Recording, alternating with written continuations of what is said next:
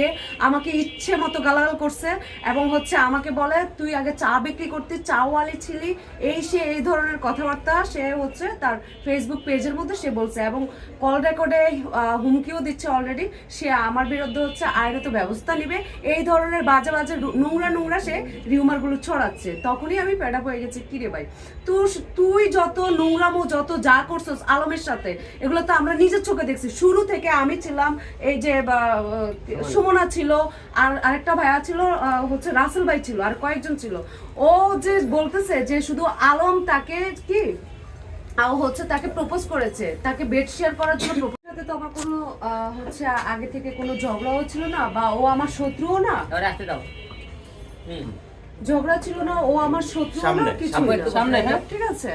তো যতটা আর কি ও আমাকে নিয়ে হঠাৎ করে লাইভে গালাগাল করতেছে অযথা। তা আমাকে নিয়ে গালাগাল করার কারণটা কি?